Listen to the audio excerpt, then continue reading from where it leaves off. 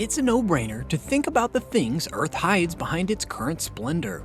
Through centuries that passed, we cannot deny that we actually find a lot of fantastic and mysterious things, often leaving us stumped and forever thinking of every plausible explanation that could justify such existence. Good day and welcome back again to History in Minutes. For today, we'll be going back on different timelines and moving on to different places to answer the following questions. What were these places?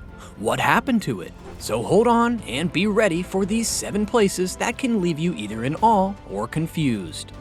Despite more than a century of archaeological study, the Trithlethon, the massive stone blocks that form the foundation of a Roman temple in Baalbek, Lebanon, remains an enigma of ancient architecture.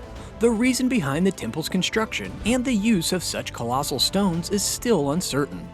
The temple's foundation comprises 25 stones weighing 450 tons each, and 3 stones weighing 1,000 tons each, making them much larger than the blocks used in the construction of the Great Pyramid of Giza, which weighs 80 tons each. The transportation of the Jupiter stones from a quarry located a quarter-mile away to the temple site is also shrouded in mystery. The quarry has a cut stone piece weighing 1,200 tons, the largest in the world, still resting at an angle with its base attached as if it were about to be transported to the temple. One theory suggests that pulleys, ramps, and rollers were used to move the stones, similar to the construction of the Egyptian pyramids.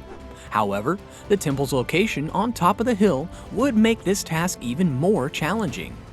Cahokia, a flourishing city of 20,000 American Indians belonging to various cultures, was situated on the opposite bank of the Mississippi River from St. Louis. It was the most extensive and advanced metropolis in North America besides Mexico, and surpassed European cities like London in population. Unfortunately, since the inhabitants didn't maintain written records, little is known about this city's history. Nonetheless, in ancient times, archaeologists have discovered some fascinating information. Cahokia reached its peak between 1050 and 1200 and was named after the tribe present when French explorers arrived in the 17th century. The residents enjoyed consuming caffeinated drinks, creating art and jewelry, and playing games. The climate in the region was more humid and warm, making farming more manageable. Human teeth discovered in the area indicated that the people from the Great Lakes and Gulf Coast also lived there. The city's decline began with a flood in the 1200s, which caused significant damage. Subsequently, Cahokia's history is shrouded in mystery, and the only known remnants are preserved at Missouri's Cahokia Mounds State Historic Site. For years, the discovery of numerous megalithic stone jars spread across a remote area in Laos has fascinated both travelers and scientists since the 1930s. Dating back to as early as 500 BC, the jars are an impressive sight to see. The majority of the jars are made of sandstone, but some are constructed from granite or limestone, and it is believed that they were shaped using iron tools. These jars were likely capped with lids, although few stone lids have been discovered. Therefore, it is assumed the lids were constructed using wood or rattan. Although it is unknown what purpose the jars served or why they were placed in their current locations, local legends offer a captivating story. According to legend, the jars are the only remnants of the civilization of giants. The giant king utilized the jars to store his rice wine. However, other more plausible theories suggest that the jars were used to collect rainwater or as burial urns. The latter is the most logical theory, as humans remained and pottery have been discovered near the jars.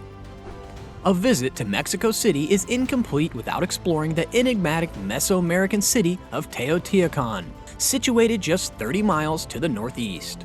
The city boasts pyramids and structures that trace back to 400 BC, making it a crucial archaeological site.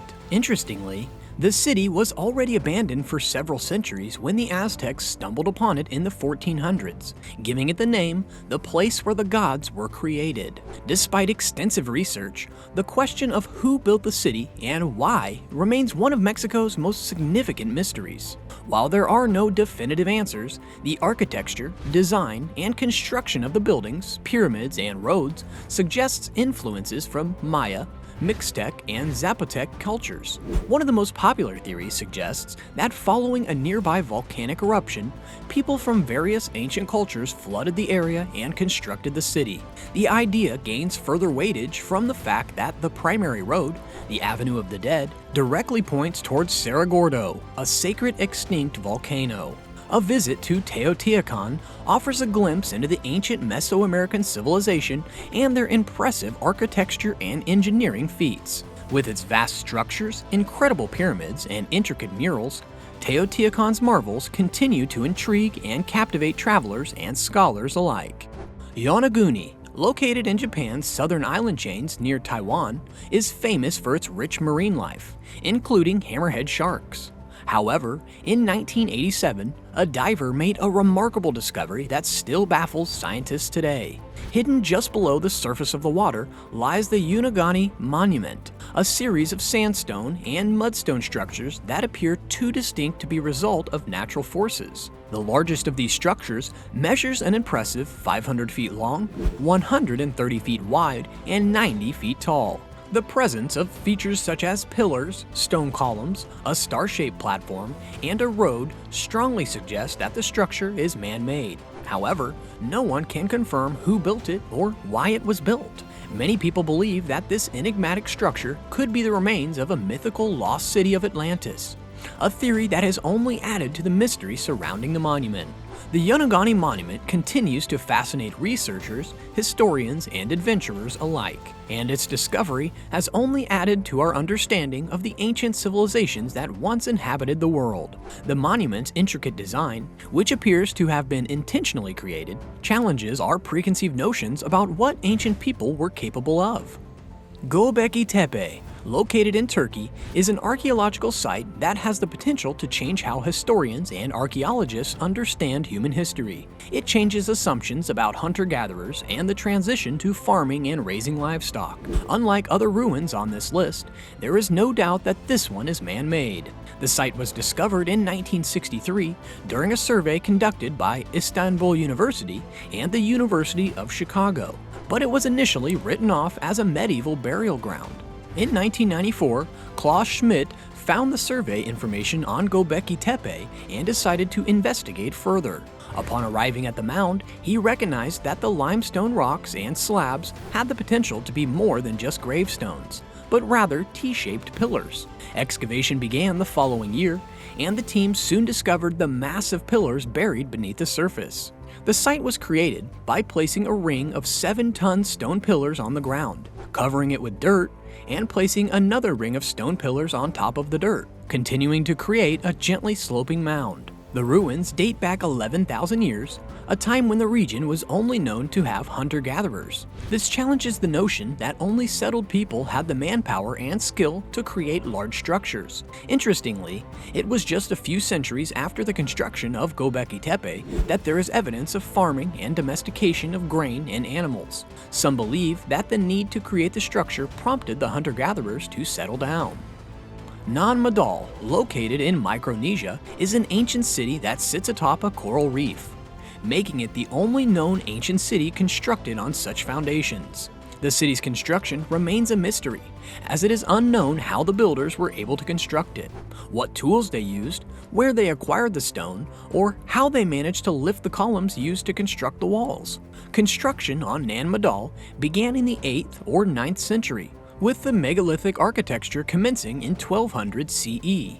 The city served as a ceremonial and political seat of the Sandalur dynasty, which brought together the 25,000 people of Pohnpei. Legend has it that Nan Madol was built by twin sorcerers Olisapa and Olosapa, who used a flying dragon to lift the massive stones.